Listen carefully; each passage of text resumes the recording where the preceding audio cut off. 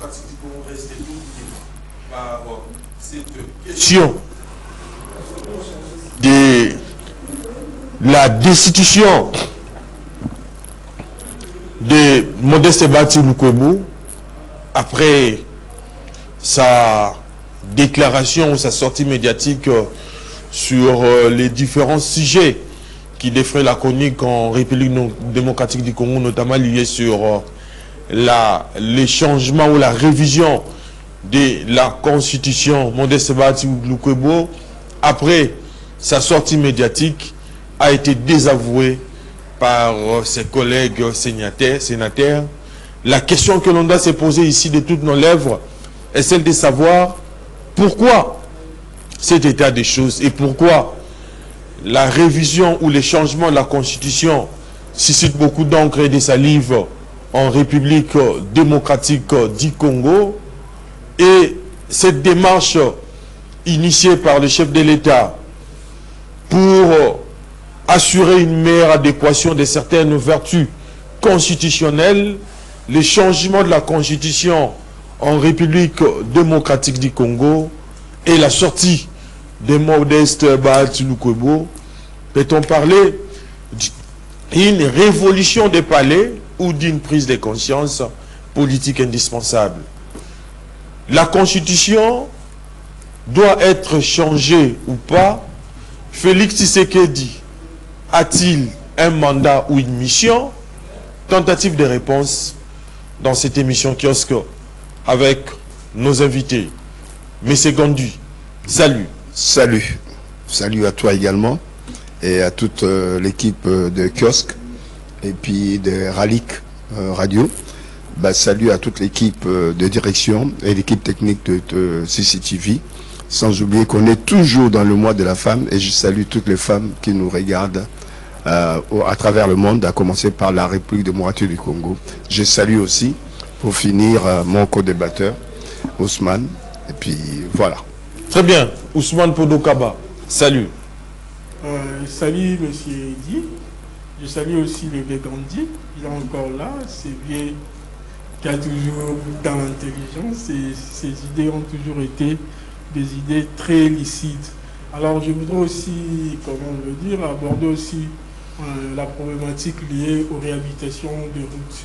Oui. Comme je l'ai toujours dit, la commune de Lemba aussi fait partie, je crois, du programme du gouverneur provincial Daniel Bumba concernant la réhabilitation des routes. Mais il se pose un problème, je l'ai toujours dit, je ne cesserai de le dire, c'est le problème de la lenteur des travaux dans l'exécution de ces réhabilitations de routes. Jusqu'aujourd'hui, la route, qui est une route très principale, la route Sefu à Lemba, continue à avoir ces problèmes. Cette route a 2 bandes. C'est bon. Je ne sais pas comment Daniel Bumba ou c'est là qui sont en train de faire les travaux, comment ils réfléchissent. On a refait, je crois, une seule bande et l'autre bande reste aux 2 pans.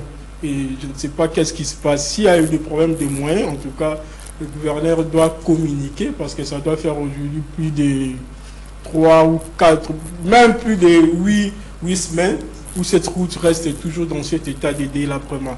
Mais aussi, je peux aussi coter le gouverneur Daniel Bumba à 5 sur 10 parce qu'il commence maintenant à irriguer, à construire des rigoles, bien que ce soit des petites canalisations, mais au moins bravo de cette initiative. Mais on voudrait qu'il aille plus loin dans la réhabilitation des routes, surtout au niveau de la commune de Lemba.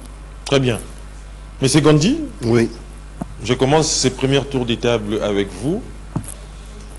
Tout était calme en République démocratique du Congo et que les regards de tous les Congolais étaient tournés vers l'Est en attendant peut-être une bonne nouvelle avec les retraits forcés des rebelles dans cette partie du territoire de la République démocratique du Congo, avec des sanctions ciblées pour pousser le pays de Paul Kagame de mettre fin à cette occupation d'une partie du territoire national. Soudain, un sénateur donne aujourd'hui un coup dans la fourmilière Notre constitution est tellement jeune et sage, ces failles ne peuvent pas être relevées par des sexagénaires moins sages. Suivez mon regard. Modeste Bahati Lukwebo. Très difficile. Votre analyse. L'analyse, c'est que c'est délicat. J'aimerais pas être à sa place. Un homme politique doit être équilibré quand on sait qu'il y a un débat qui existe ou qui peut avoir un débat dans la société. Un homme politique, c'est celui qui, à un moment donné, écoute les citoyens, comprend les citoyens, regarde du côté de sa majorité, quelle est la tendance. Un homme politique, c'est celui aussi qui sait peser ses mots. Quand il est en train d'arguer que le problème de la République démocratique du Congo, ce n'est pas un problème de conscience, c'est un problème d'homme. Donc c'est lui, entre autres, le problème. Comment est-ce qu'expliquer que ce soit le problème d'homme, lui comme les autres, soit resté... Non, lui fait partie de ces problèmes-là. Ben oui, ils sont tous arc-boutés au pouvoir. Ils s'accrochent tous au pouvoir, alors qu'ils sont les problèmes. C'est vrai qu'en partie, il peut avoir raison. Le problème, ce sont ceux qui dirigent aujourd'hui, ceux qui ont dirigé depuis 60, dont il fait partie. Il est de cette génération qui est passée d'un régime à l'autre, mais sans qu'il y ait de changements. Et finalement, il donne raison à Kabila qui n'a pas trouvé 15 personnes dans son entourage pouvant l'aider à gérer ce pays. Donc, il fait partie. Donc, s'il est dit, il avoue. Mais quand on avoue comme ça, on sait qu'on est incapable de faire bouger les lignes, de faire bouger les choses, on démissionne. Moi, j'ai dit qu'il était mal placé pour pouvoir le faire. Et en plus, il est professeur d'université.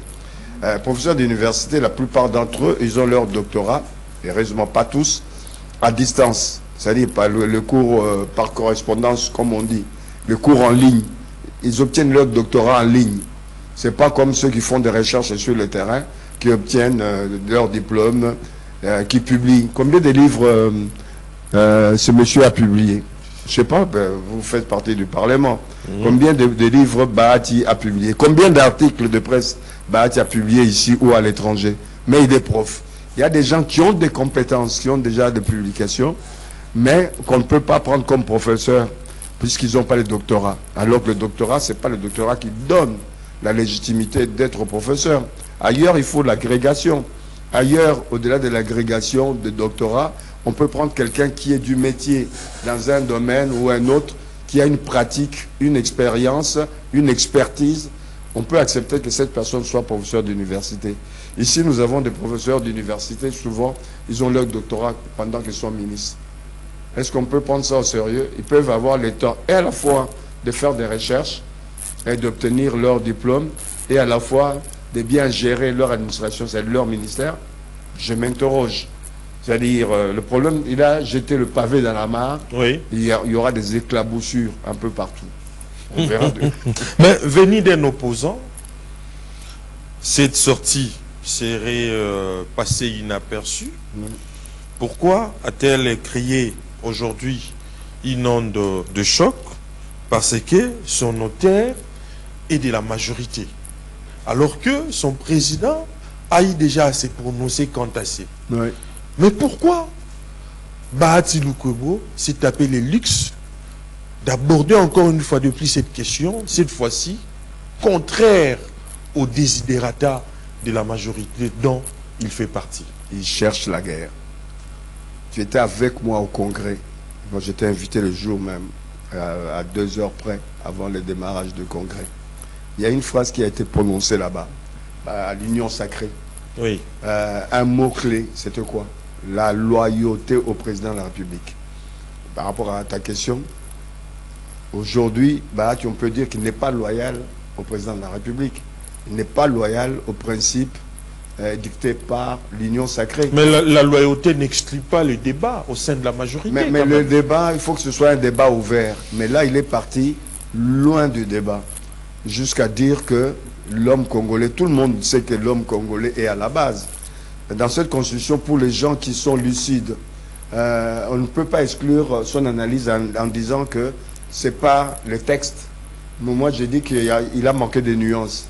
Il fallait qu'il dise, ce n'est pas simplement les textes. Les textes posent problème.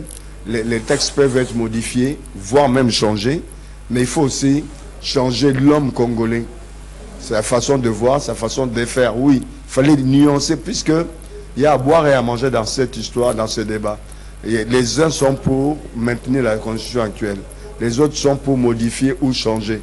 Moi, je dis les deux peuvent avoir raison dans le sens où si on doit garder cette constitution, il faut la modifier quelque part.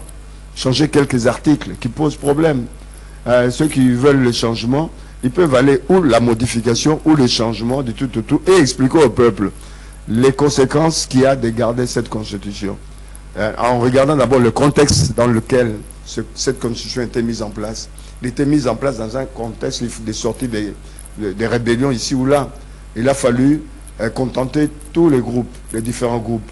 Ce qui va nous amener dans une des dispositions, dans plusieurs dispositions, de pouvoir opter pour un État unitaire fortement décentralisé. Qu'est-ce que la décentralisation nous donne aujourd'hui? Il n'y a pas de résultats dans nos provinces, excepté quelques 2 ou 3 provinces. Mais dans la plupart des provinces, plus d'une vingtaine, il n'y a pas d'avancée, il n'y a pas de structuration, il n'y a pas de développement. Quand tu regardes même l'ossature de ce qui gère au quotidien ces provinces, il y a des députés provinciaux qui n'ont pas souvent leur salaire. Il y en a qui ont 4 mois, comme à Kinshasa, d'autres 6 mois, 9 mois, des salaires impayés. Pourquoi? Puisqu'ils ne génèrent pas de moyens. Ils attendent toujours sur le réversement de l'État, de la péréquation. Ça pose un problème. Ils sont acteurs sur le terrain, c'est à eux de créer des richesses. Ils n'arrivent pas à le faire. Mais il n'y a que le Kanyaka qui domine. Le gouverneur qui ne donne pas l'argent à ses députés, il est catapulté dehors. Ça pose un problème, un mauvais fonctionnement. Quand tu regardes le gouvernement central, on arrive à avoir des impayés. Pourquoi? L'État n'a pas de moyens. Quand tu regardes, il y a plus d'1 500 000 fonctionnaires. Pourquoi faire? Il y en a qui travaillent en dessous des arbres. On n'a pas besoin de ce pléthore de fonctionnaires. Il faut leur donner de l'argent pour qu'ils aillent dans le privé monter des entreprises entre 5 000 et 25 000 $ selon leur rang. Faire partir les gens qui sont en âge de la retraite ou de la pré-retraite dans un premier temps et ensuite demander aux volontaires qui veulent partir qu'on leur donne des enveloppes de 5 000 à 25 000 $. Ils vont monter des entreprises privées. Même si c'est de toutes petites entreprises, ça va créer 1 ou 2 emplois. C'est comme ça qu'il faut raisonner les choses. Au niveau du gouvernement, il faut réduire la voilure. On a 50 ou 60 minutes. Pourquoi? Puisqu'il faut contenter tous les partis politiques. Il faut sortir de ce méandre-là des partis politiques qui ont échoué, qui ont fait échouer le pays depuis 60 à ce jour. Qui gagne dans cette histoire-là de constitution? Ce sont les députés, ce sont les ministres, c'est les PDG, ce sont tous ceux qui se sont accaparés la part du lion au détriment du peuple. Bien sûr, au détriment du peuple. Mais quand tu regardes le peuple, même les fonctionnaires, qu'est-ce qu'ils gagnent? Rien du tout. Un fonctionnaire à 200 $, pendant que le ministre en a peut-être à plus de 20, 30 ou 40 000 par mois. Quand tu regardes les députés, ils gagnent combien? Combien de fonctionnaires ne seraient pas contentés de cet argent-là si c'était bien réparti? Quand tu regardes au niveau de répartition de salaires, oui, de moins, de gâteaux de la République, le Botswana gère mieux le pays. Un enseignant à 1 300 $. Un député à 1 800. Et puis, le médecin à 2 000 $, le ministre à 4 000 $. C'est équilibré. Mais aujourd'hui, ici, il y a des écarts énormes. Ces écarts-là ne s'expliquent pas. Ça pose un problème. Réduisons la voilure de l'État. Il y a des structures qui ne devraient pas exister. Donc, il faut revoir la Constitution. Le Sénat rapporte quoi? Il sert de doublon, mais pour rien. On ne gagne rien avec le Sénat. Qui connaît... Là, vous rejoignez Steve Mbikaï qui estimait que c'est une institution budgétivore. Il y a longtemps que je pense, plus de 10 ans, je pense à ça. Oui. J'ai travaillé là-dessus. Mais il n'y a pas besoin de Sénat. Le Conseil économique et social sert à quoi? Il pouvait servir à grand-chose. Est-ce que dans la communauté, qui connaît le Conseil économique et social? Ça bouffe de l'argent pour rien. Il y a plein d'agences créées à la présidence. Ils servent à quoi? Ça bouffe de l'argent de l'État. Quand on met en place un truc sur la mentalité s'échange dans la famille, à l'école et dans la justice au niveau des sanctions et autres. On peut changer de mentalité par la sanction. On peut changer de mentalité par l'éducation. Ce n'est pas une agence qu'on a créée qui peut faire changer les choses. À quoi sert l'école? À quoi sert la famille? Mais ça pose un problème. Il faut revoir, puisque réviser, modifier une constitution, c'est réviser quelques passages, quelques dispositions. Alors que le changement, c'est remplacer entièrement... donc la remise en question de tout. De tout. Très bien. Puisque tu parles de la remise en question. Oui, Chiquet. Regardez, les sols et le sous-sol appartiennent aux Congolais. Où est passée cette disposition qu'il y avait dans les anciennes constitutions? On a enlevé, on a élagué. Que dit l'article 217 de la Constitution?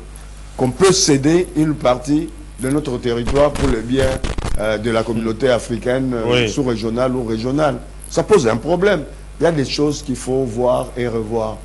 On n'est pas... Notre objectif, ce n'est pas la démocratie. Notre objectif dans notre pays doit être le développement, le bien-être de nos populations. C'est ça les objectifs. Tandis que les hommes politiques, du moins certains d'entre eux, objectif démocratie, objectif alternance. Mais ils n'ont pas dans leur viseur ou dans leur vision le développement du peuple et de la société congolaise. Ousmane Podokaba, je reviens à vous. Vous avez suivi l'argumentaire de Gandhi, qui a bien évidemment abordé la question sur la loyauté au sein du groupe, au sein de l'Union sacrée pour la nation. La réaction du sénateur Modeste Bahati Lukwebo est tombée comme une réponse, bien évidemment, à cette déclaration. Vous ne voyez pas qu'il serait posé en celui qui est aujourd'hui capable d'empêcher les garants de la nation d'assumer pleinement ses prérogatives, la discipline au sein du groupe, à travers cette déclaration de Modeste Bahati Lukwebo, cette discipline, ça n'est bafoué. Votre analyse? Alors, il est toujours difficile de parler lorsque Jacques Gandhi vient ici d'élucider autant de questions quantassières. Je pense que l'union sacrée a, je crois, un pacte, n'est-ce pas, qui lie tous ces sociétaires. Oui. Y compris, je crois, un Bahati Lukwebo. Mais hier, j'ai suivi, je crois, dans les réseaux sociaux, j'ai vu le ministre des Communications, Patrick Mouyaya, aborder la question. Lorsqu'on va lui poser la question concernant aujourd'hui les différentes sorties des uns des autres qui parlent tantôt du changement de la Constitution ou soit de la révision de la Constitution.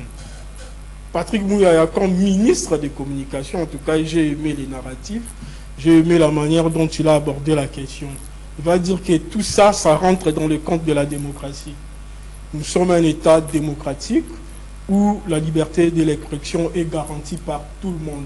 Alors lorsqu'il faudrait aborder toutes les questions, en tout cas, on ne peut pas peut-être empêcher quelqu'un à pouvoir, n'est-ce pas, discuter, penser et réfléchir sur toutes ces questions. Si peut-être ça peut concerner le gouvernement, ça va dépendre cette fois-là de la réunion du Conseil des ministres.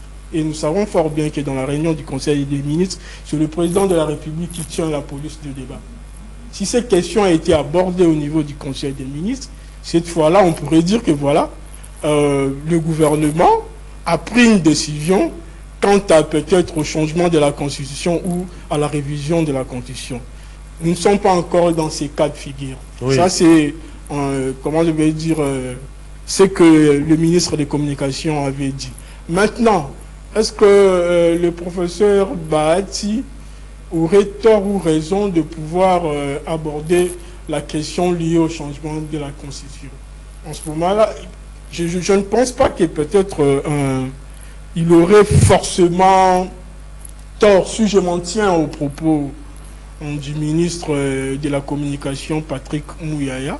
Mais seulement si, au niveau de l'Union sacrée, l'on ne peut pas se réveiller comme ça, sortir aux médias, prendre la parole. En ce moment-là, il y aurait entorse au principe qui régit l'Union sacrée.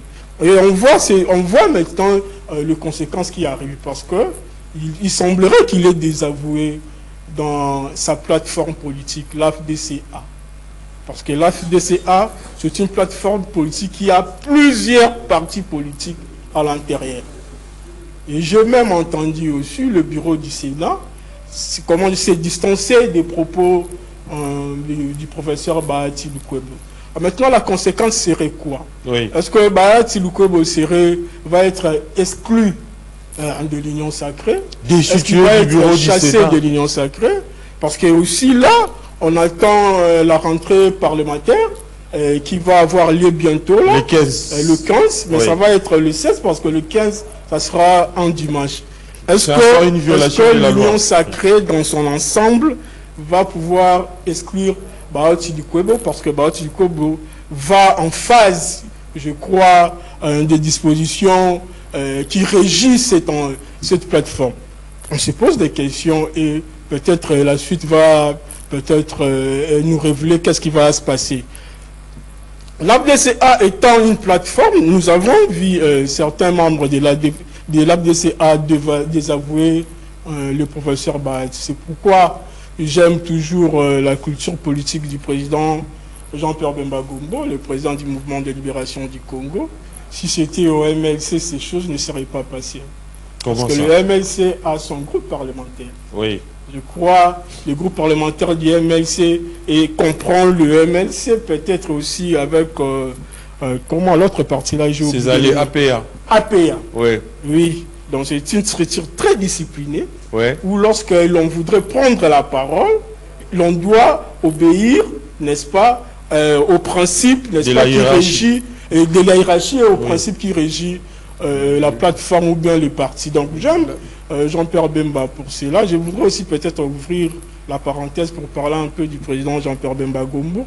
Vous savez, lorsqu'il y avait ici la tempête concernant M23, lorsque M23 avait pris Goma, lorsque M23 aussi avait pris Bukavu, nous avons vu à l'interne ici une dynamique, n'est-ce pas, qui a été mise en place par le président Jean-Pierre Bemba Gomba. Oui.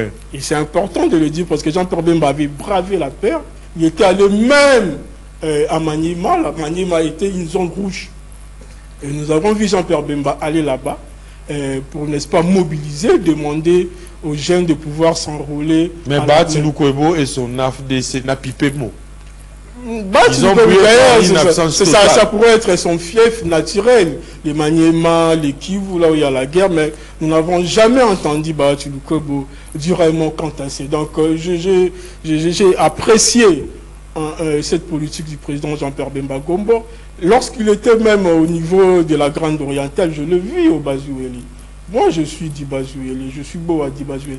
J'ai vu cette communion. Oui, je suis de Bouta. Oui. Oui, donc il a été chez les maristes. J'ai foulé mes pieds là-bas à Bouta. Donc, je vis la communion qui existait entre le président Jean-Pierre Bemba et la population de Bouta. Je me dis, si demain, peut-être il y aurait, je ne sais quoi. Grâce bien évidemment au leadership. Élection où le président Tshisekedi ne serait pas candidat, en tout cas les candidats naturels pour remplacer le président Tshisekedi serait effectivement le président Jean-Pierre Bemba Gombo qui a toujours mis en avant cette culture républicaine.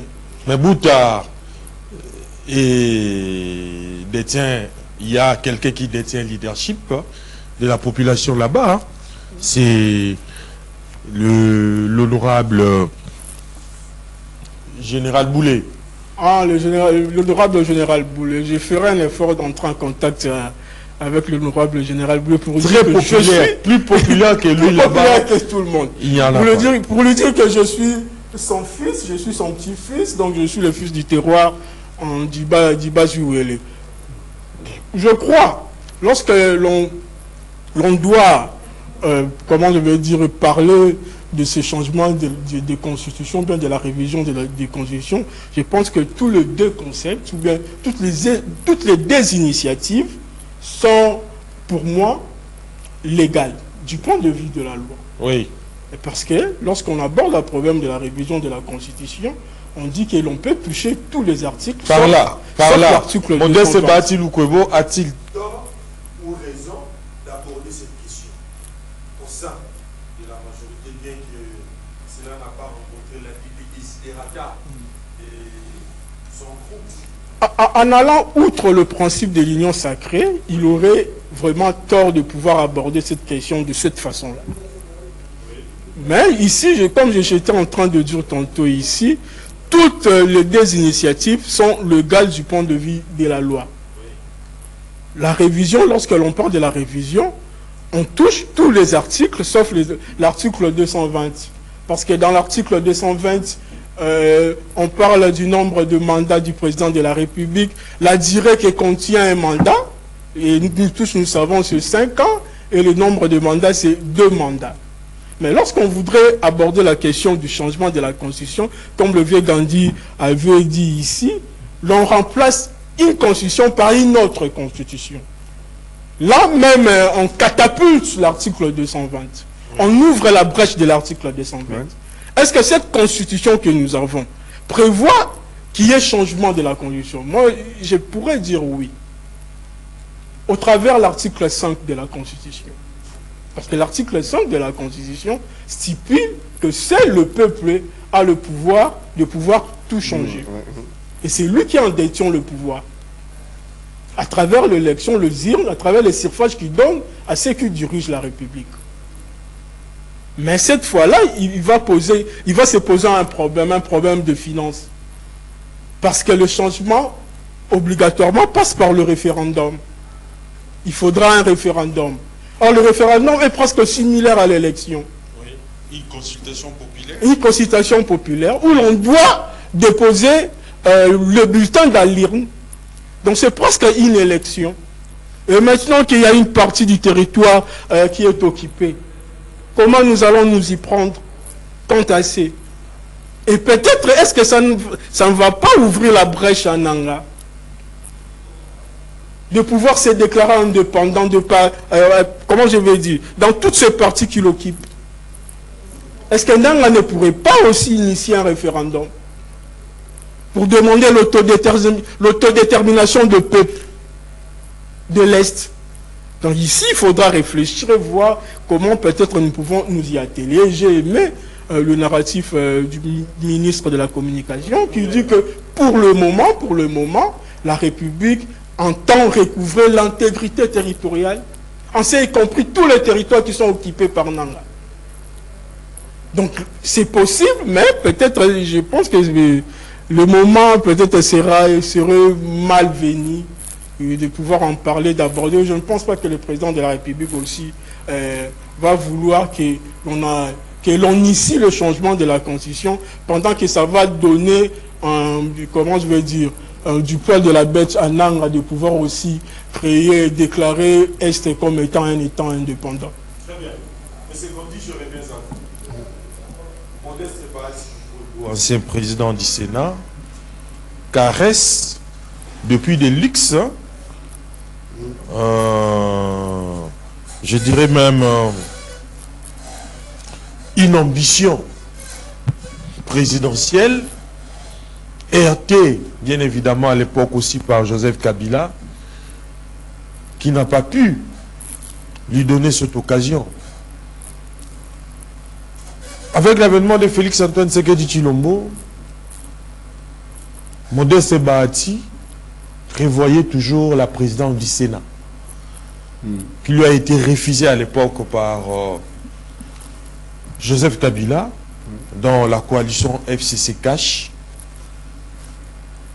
Juste après la dislocation de cette coalition, Baassi a été élu président du Sénat. Aujourd'hui, deuxième vice-président du Sénat congolais. Cette réaction de Modeste Baassi Lukwebo, faudra-t-il admettre que c'est une révolution du palais ou une prise de conscience politique indispensable? Je pense qu'il a manqué de tact. Là, on attendait la sortie de Baassi. Comme d'autres hommes politiques, c'était au sommet de la crise qu'il y a à l'Est. C'était là qu'on attendait Baassi, comme on attendait... Qu'est-ce qui se passe là-bas? Au niveau de la régie, oui. Au niveau des images. Donc, le problème, c'est ça. C'est-à-dire, il a manqué de tact.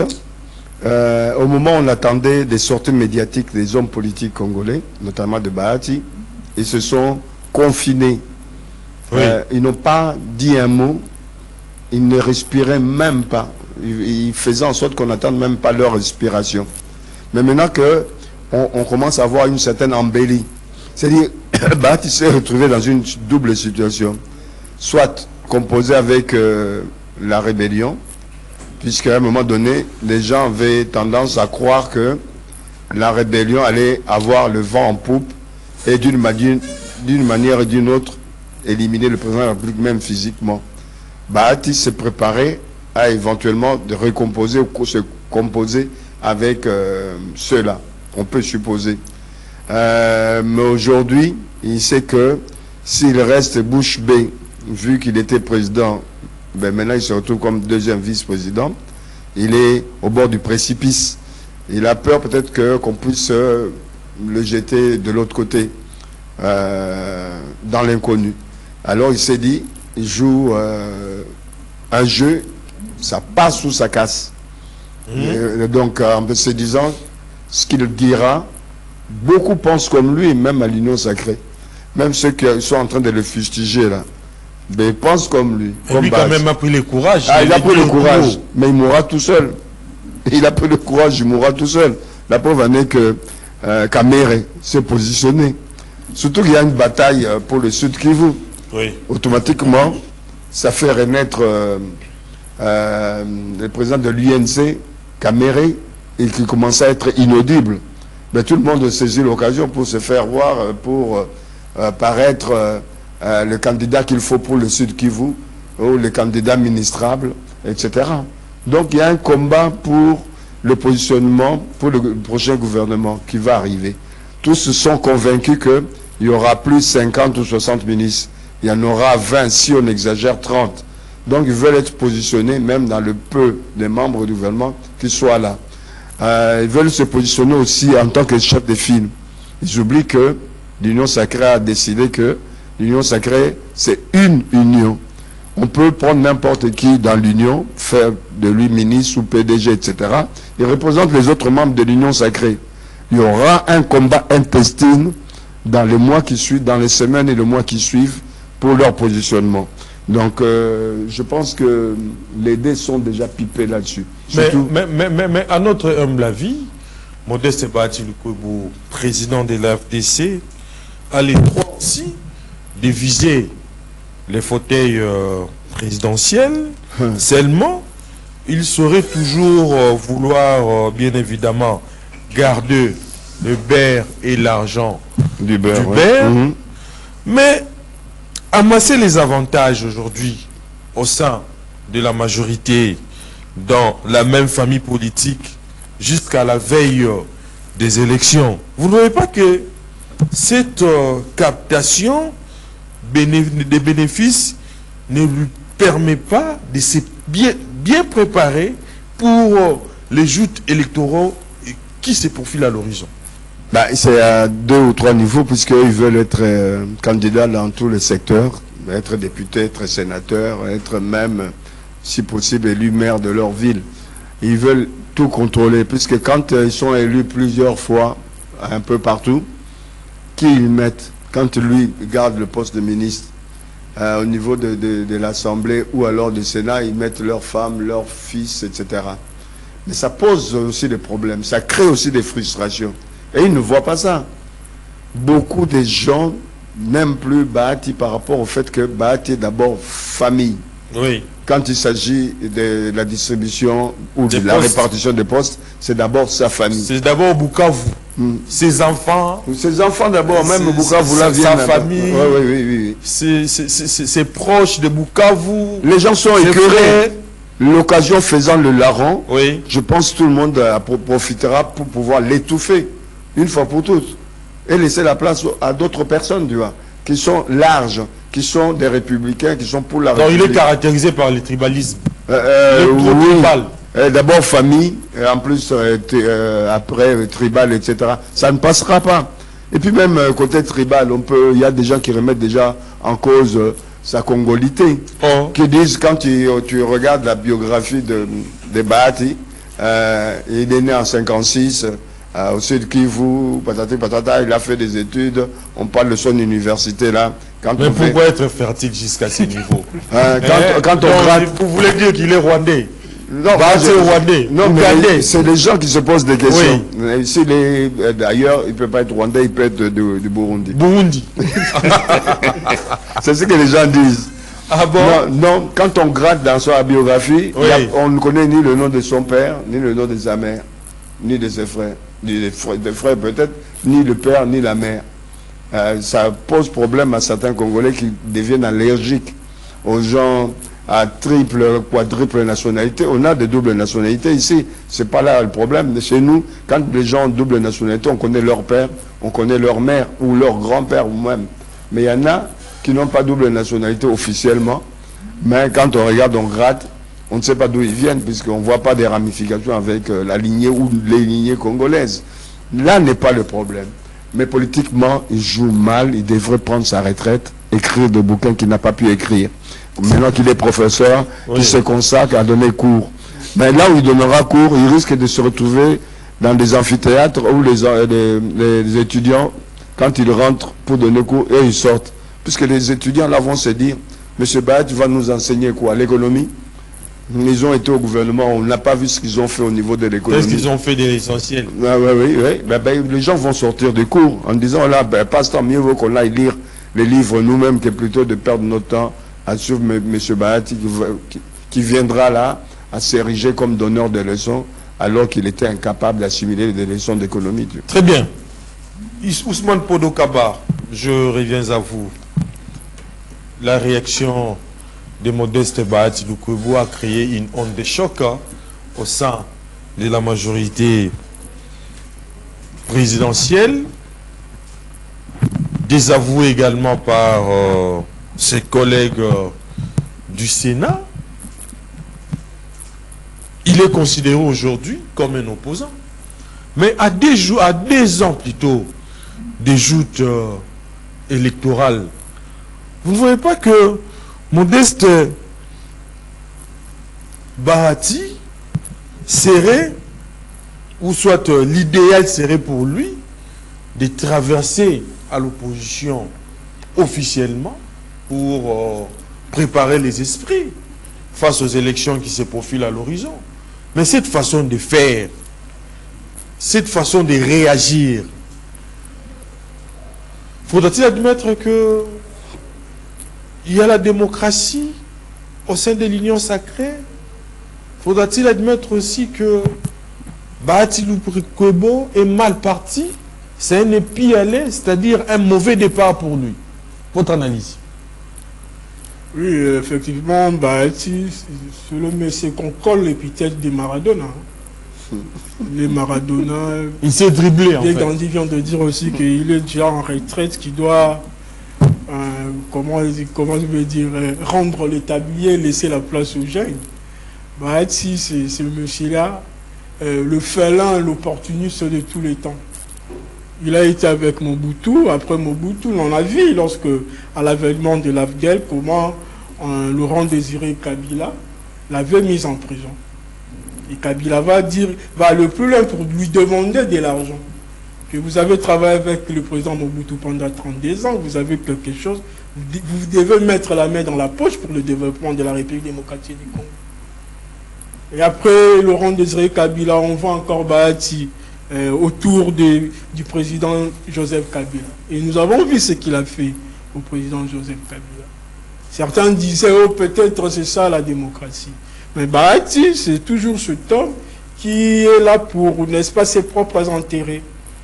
Il roule que pour ses intérêts. Et non l'intérêt du peuple. Gandhi vient de le dire, il roule pour ses propres intérêts, les intérêts de sa propre... Son fils député national, sa fille ministre, lui-même président du Sénat. Là, à l'administration du Sénat, on assiste à une floraison. Je connais pas mal de gens qui étaient membres de l'APDC, qui sont partis à cause de cette cupidité du professeur Bahati. Et il voudra encore en continuer toujours dans cette culture-là. Je crois qu'il doit être désavoué par l'Union sacrée. S'il reste à l'Union sacrée, donc il faut que l'Union sacrée puisse, comment je vais dire, ouvrir l'œil envers le professeur Bahati. Très bien. Mais seulement... Chité? Oui. Mais seulement, comme je le dis tantôt ici, le changement de la Constitution peut avoir aussi des répercussions négatives. Oui. Surtout qu'une partie de la République est occupée. Donc s'il faut que nous allions comme ça, nous devons d'abord commencer par à récupérer les territoires qui sont entre les mains des Nanga. Après quoi, l'on peut réfléchir ou bien penser à l'initiative du changement de la Constitution. Mais Nanga veut aussi le changement de Constitution. Il est dans l'opposition. À tout moment. Mais on se demande, la question que l'on doit se poser ici, de toutes nos lèvres, c'est de savoir pourquoi le changement de la Constitution fait peur à Kigali. Le Rwanda ne veulent pas qu'il y ait changement de la Constitution. Non, Nanga veut le changement de la Constitution pour aller dans un État fédéral. Bon, je ne sais pas l'idée de Nanga, non, l'idée de Kagame, je ne sais pas pourquoi il s'obstine. On ne change pas ici la Constitution. L'article 217. Mais si la Constitution s'échange aujourd'hui, c'est seulement parce qu'il y a un article qui est verrouillé. Tous les autres articles sont modifiables, révisables. Il n'y a que l'article 220 que l'on doit ouvrir, non? Et cet article parle de mandat et de la durée de mandat. Mais pourquoi modifier ou changer la Constitution à 2 ans de la fin du mandat? Il n'y a pas un moment pour ça. Si la population, s'il y a tel, voudrait que l'on y aille, ça c'est normal, on doit changer la Constitution. Parce que ce sont des textes. Les textes peuvent à tout moment être modifiés et changés. Mais ça doit être à la volonté de la population. Comme je l'ai dit, l'article 5 de la Constitution prévoit le référendum. Or, avec le référendum, ça doit demander qu'il y ait autant de moyens financiers qui doivent être déboursés.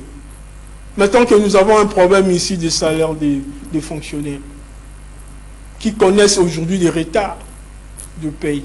Le mois de février, il n'y a pas encore, ils payent à la fonction publique.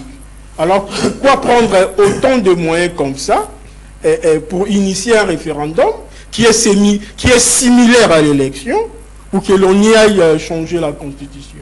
Mais si c'est le vœu, la volonté de la population, je crois qu'il n'y a pas... on peut y aller et ça ne posera pas un problème. Très bien. Mais c'est qu'on dit. Oui. La question a été déjà également abordée au cours de sa conférence de presse. La conférence de presse animée par Modeste Bahati Lukwebo, qui suscite aujourd'hui beaucoup d'encre et de salive. C'est la question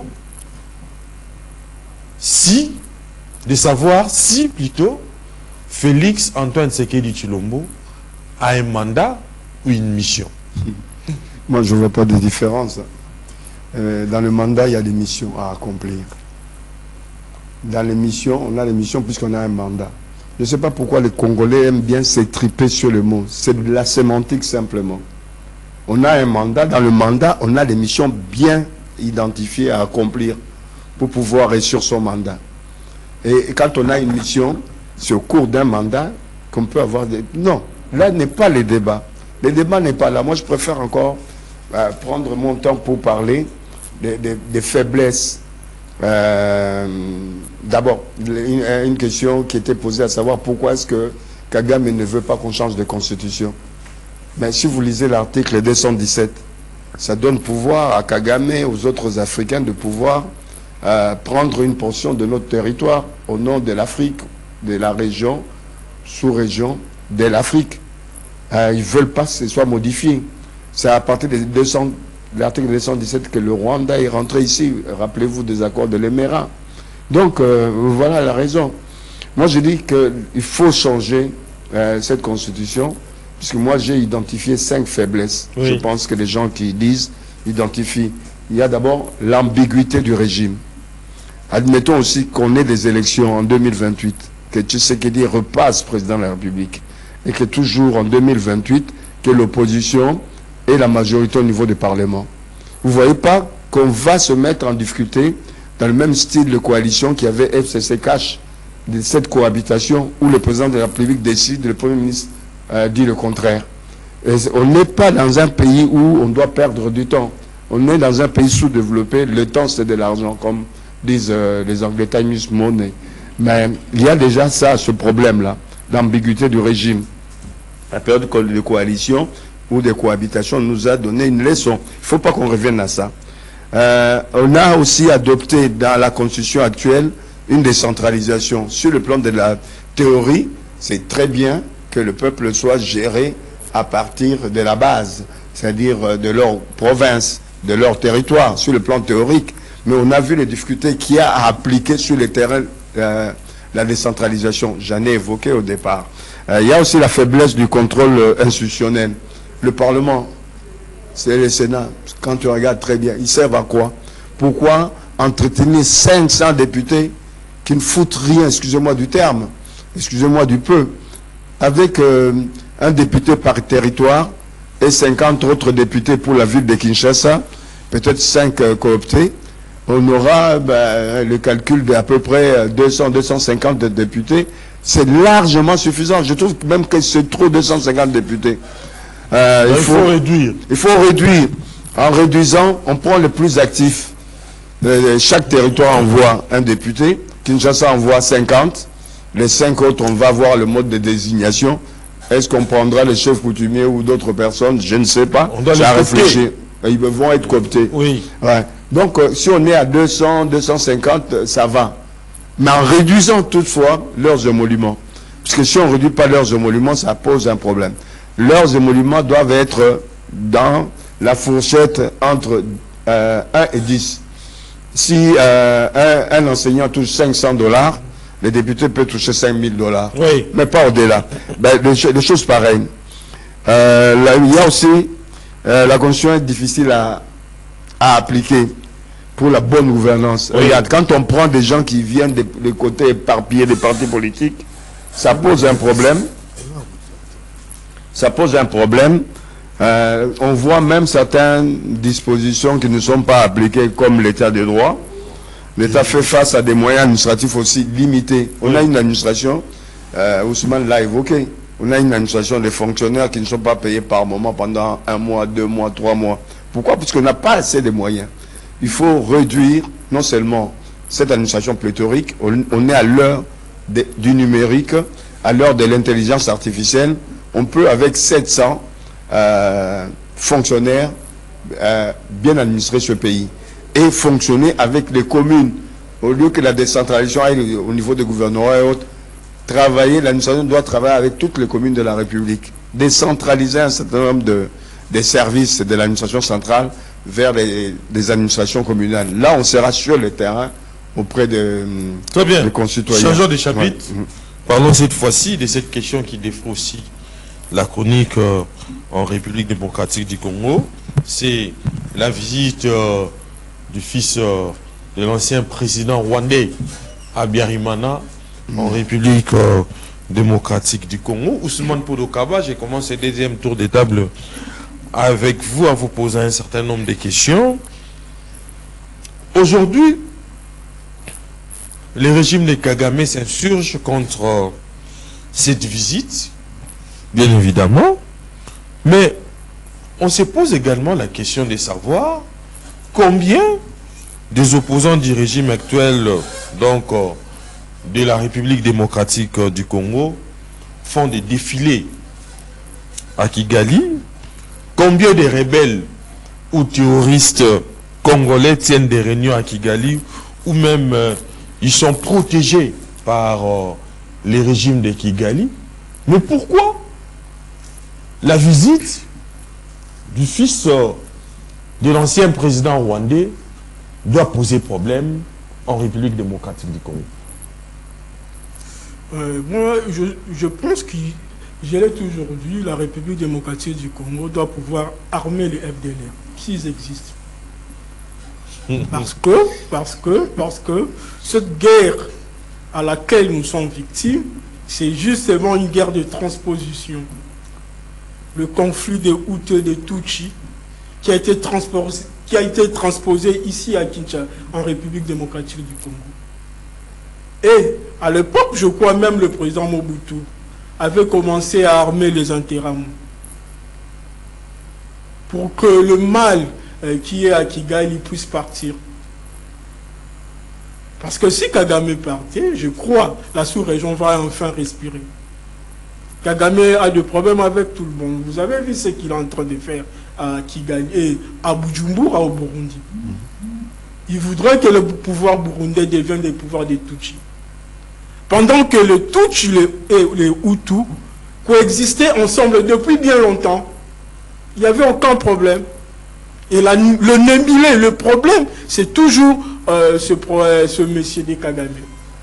Et je suis heureux ici, en République démocratique du Congo, nous avons pu recevoir ici le fils d'Abiyarimana. Et nous savons comment son père était mort. Il a été bombardé dans un avion par un complot de Kagame. Et ses soutiens.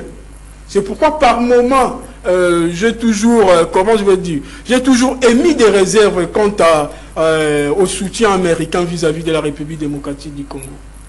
Parce que Kagame, s'il est ce qu'il est, c'est grâce aux Américains, grâce aux États-Unis d'Amérique, même pas la France. Ce sont les États-Unis d'Amérique qui ont fait que Kagame soit ce monstre qui nous cause aujourd'hui des problèmes.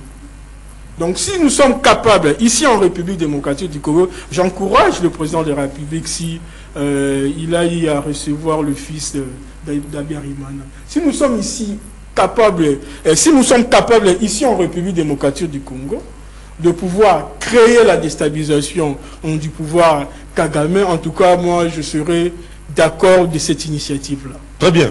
Mais c'est Gandhi, Oui.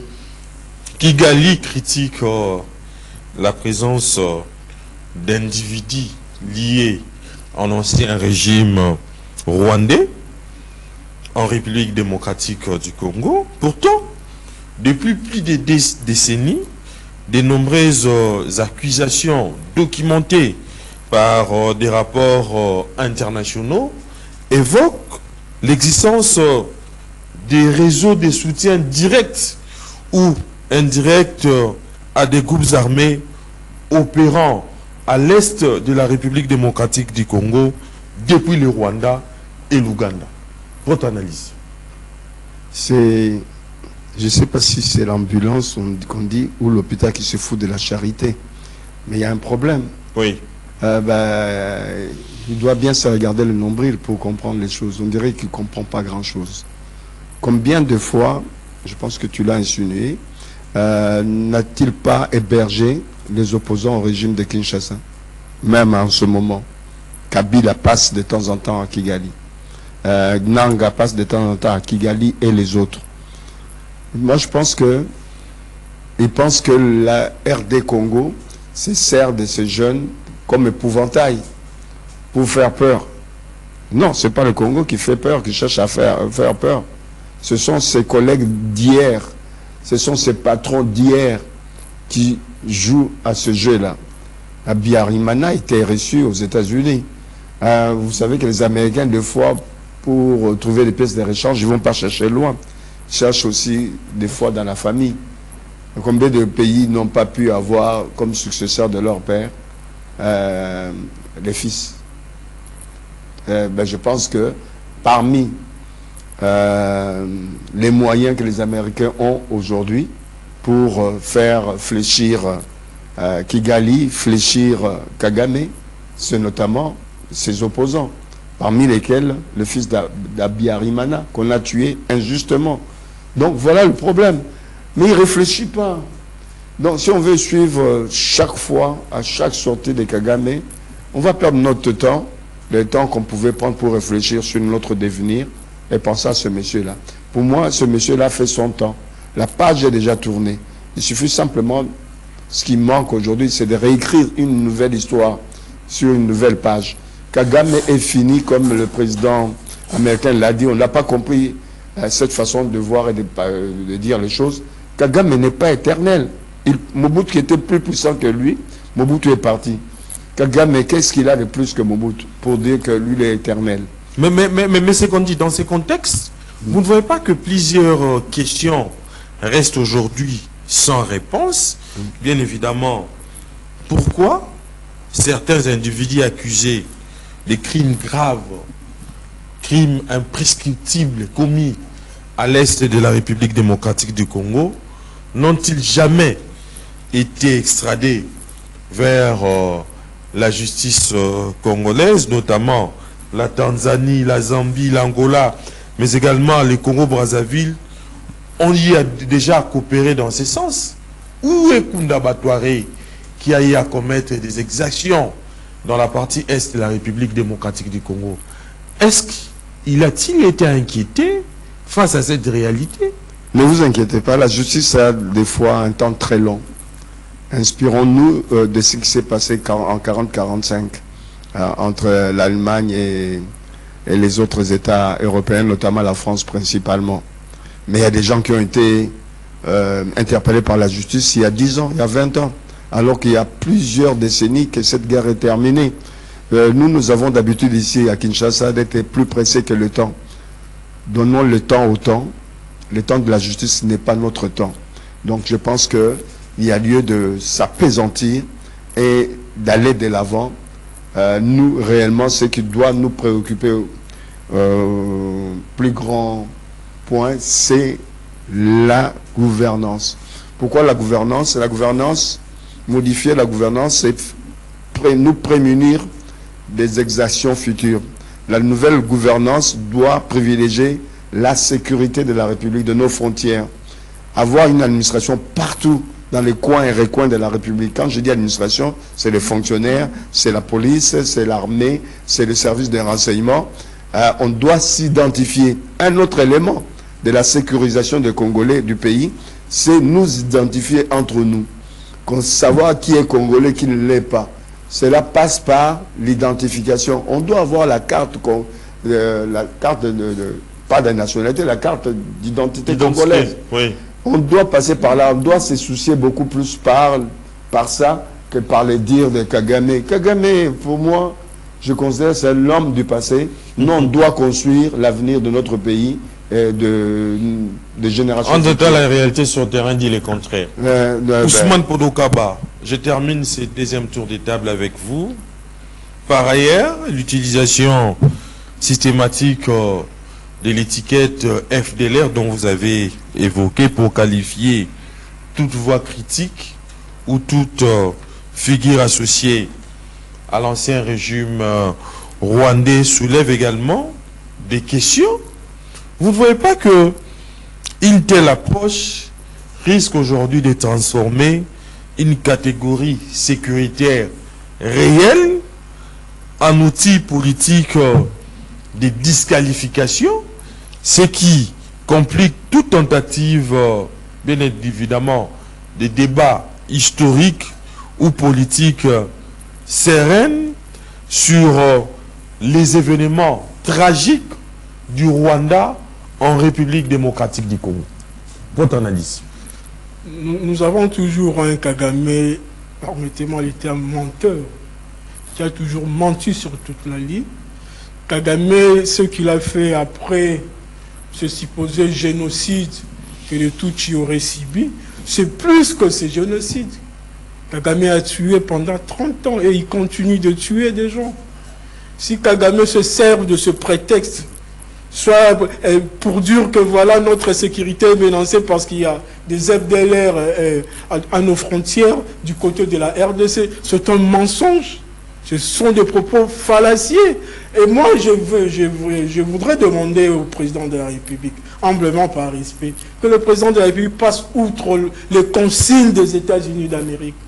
Si nous sommes capables d'armer les FDLR, s'ils existaient aussi, on doit le faire. Mais vous ne voyez pas que c'est là, c'est envenimer encore la situation sécuritaire, alors qu'il y a déjà un accord. Mais l'on voit la première puissance mondiale, non, contre l'Iran. Oui. Et vous avez vu l'Iran, comment dire, avoir peur d'attaquer les États-Unis d'Amérique, qui est la première puissance mondiale. Et pourquoi nous ne tirons pas là-bas au Rwanda?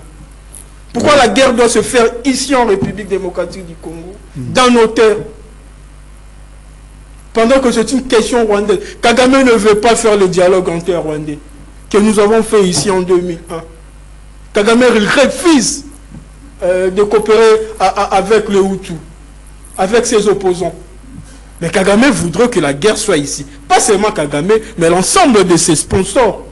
Ah, c'est y compris, ça c'est mon point de vue, les États-Unis d'Amérique. L'on doit passer outre le Conseil des États-Unis d'Amérique. Pour que cette guerre finisse, l'on doit être capable de porter des coups durs au Rwanda, à Kigali. Et c'est ça, je crois que même l'actuel ministre des Budgets l'avait dit, avant qu'il ne rejoigne le gouvernement. Oui. Pour que la guerre finisse, nous devons faire la guerre directe contre le Rwanda.